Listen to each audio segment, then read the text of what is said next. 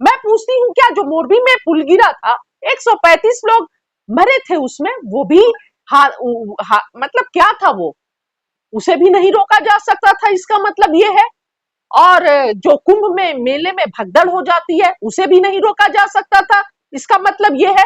इसका मतलब ये है कि मणिपुर में जो मणिपुर जल रहा है 2 सालों से, और कोई भाजपा के लोग कुछ नहीं कर रहे हैं, इसे भी नहीं रोका जा सकता है।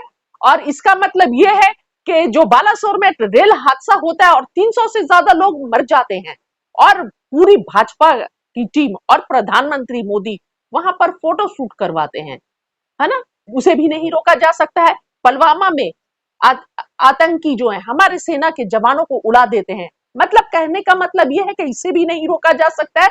और कोरोना में जो इतने लोग शहीद हुए, इतने लोग मरे कि कब्रिस्तान और शमशान कहीं जगह नहीं थी, गंगा में लाशें बह रही थी, इसे भी नहीं रोका जा सकता है।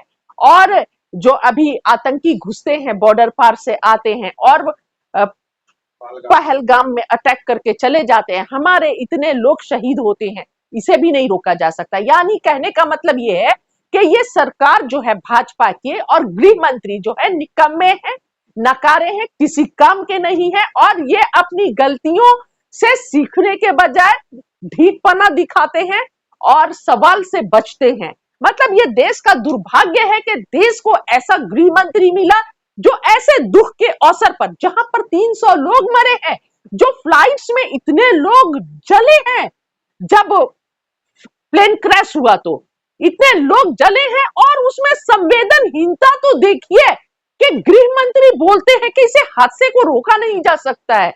मतलब बहुत शर्मनाक है और अफसोस है। सरकार किस लिए होती है? सरकार इसीलिए होती है कि इस तरह के हादसे नहीं हो सके, और इस तरह की जो कमियां हैं, जो खामियां हैं, जो एयरलाइंस में, उसको सुधारा जा सके, ठीक किया जा सके। लेकिन आप लगातार देखिए लोग किस तरह झेल रहे हैं। आज भी 4-5 फ्लाइटें जो है रद्द हुई हैं। सैन फ्रांसिस्को से जो फ्लाइट आ रही थी उसका कोलकाता में लैंडिंग हुआ। आप एक इंडिगो आ रही थी, कोची से दिल्ली आ रही थी, उसका नागपुर में लैंडिंग किया जाता है, पता चलता उसमें बम है। इस तरह के रूमर्स से और लगातार आज कितने सारे इस तरह के, आप ये सोचिए कि लोगों को कितनी दिक्कत हो रही है। ये कोई सोचता है? प्रधानमंत्री सोच रहे हैं, भाजपा की सरकार सोच रही है? अगर एक फ्लाइट डिले होती है तो जो वहां पर लोगों को कितनी परेशानियां झेलनी पड़ रही हैं। मतलब अब सवाल ये है कि जिस तरह से सरकार बार बार ये कह रही है कि भाई देश में सब अच्छा है, सब बिल्कुल बढ़िया। देखिए, जुमले देने से ज्यादा सरकार कुछ नहीं करी है। मैं एक आपको बता रही हूँ, आज मैं कहीं पढ़ रही थी, बड़ोदरा का एक परिवार है जो ताबूत बनाता है, और सुन लीजिए 3 पीढ़ियों से वो ताबूत बना रहे हैं। लेकिन आज मैं देख रही थी न्यूज में कि वो ये बता रहे हैं कि इतनी ताबूतों का जो ऑर्डर उन्हें मिला है, ये बहुत दुर्भाग्यपूर्ण है कि उन्हें कभी नहीं मिला था। और जो ऑर्डर्स मिला है उसे वो कंप्लीट पूरा परिवार मिलकर, और उनके दोस्त और जो फ्रेंड है वो भी चले आए हैं ताबूत बनाने के लिए। जो लोग शहीद हुए हैं प्लेन क्रैश में, अहमदाबाद प्लेन क्रैश में, उन लोगों को ताबूत में भरकर भेजना है, इसलिए ताबूत बनवाया जा रहा है, और वो ताबूत बनाकर भेज रहे हैं। ये सरकार है कि इस सरकार के टाइम में ताबूतों का ऑर्डर आ रहा है। आपको पता होगा जब कोरोना काल में गंगा में लाशें बह रही थी, कफन नहीं मिल रहा था, पूरा शमशान भर गया था। ये सरकार की असलियत है। ये सरकार निकम्मी है, ये सरकार नकारी है, और ये सरकार अपनी गलतियों से नहीं सीखती है, और ये सरकार से कोई सवाल नहीं कर सकता है, और ये सरकार कोई जिम्मेदारी लेने के लिए नहीं तैयार है। बहुत ही दुर्भाग्यपूर्ण है और अफसोसजनक है जिस तरह की स्थिति पूरा देश में जिसकी सरकार होती है, जाहिर सी बात है जिम्मेदार तो सरकार होता है ना। देश की सरकार जो है देश को चला रही है, पूरा सिस्टम जिसके अंडर में है वही जिम्मेदार हुआ ना। लेकिन दुर्भाग्यपूर्ण है कि आज की सरकार जो है जिम्मेदारी लेने के लिए नहीं तैयार है, गलती मानने के लिए नहीं तैयार है, और गलतियों से सीखने के लिए नहीं तैयार है। मतलब ऐसा लगता है जैसे देशवासियों का जान जो है कोई कीमत नहीं है, देश राम भरोसे चल रहा है। सरकार किस लिए होती है? फिर आप रिजाइन दे दीजिए।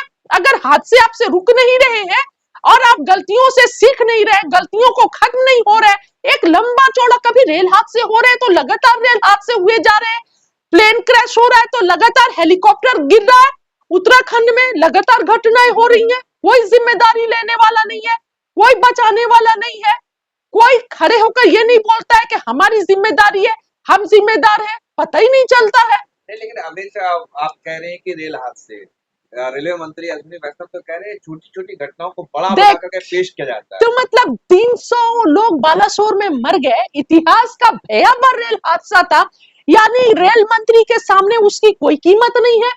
पुलवामा में जो जवान शहीद होते हैं उसकी कोई कीमत नहीं है। पहलगाम हादसे में जो लोग शहीद होते हैं कोई कीमत नहीं। सही बात है, भाजपा के लोगों के नजर में इन देश के लोगों के शहादत की और जो मर रहे हैं इसकी कोई कीमत नहीं है। वो इन मरने पर जब लोग मरते हैं और परिवार टूटता है, लोग परेशान होते हैं तो उस पर ये वोट मांगते हैं, चाहे पहलगाम हो, पुलवामा हो, कहीं भी आप देखिए ना, यहाँ पर लोग शहीद हो रहे हैं और भाजपा के जो मिनिस्टर है वो पहुंच जा रहे हैं, रील डाल रहे हैं, अपने वीडियो में रील डाल रहे हैं। ये देखिए असंवेदनशीलता, मतलब इंसानियत नाम की कोई चीज नहीं है। भक्ति गाना लगा रहे वाह वाह, देशभक्ति गाना। और आपको अगर उनके परिवार का कोई नहीं बोलना चाहिए, किसी के परिवार के बारे में पर्सनल अटैक नहीं, उनके परिवार का भी कोई होता तो इसी तरह देशभक्ति गाना लगाते क्या?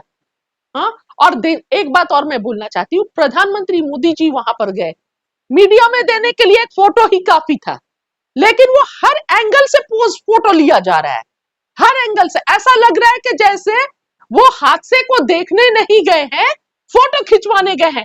इधर से फोटो, इधर से फोटो, ऊपर से फोटो, नीचे से फोटो, पता नहीं कहां से फोटो। एक फोटो काफी था मैसेज देने के लिए देश में।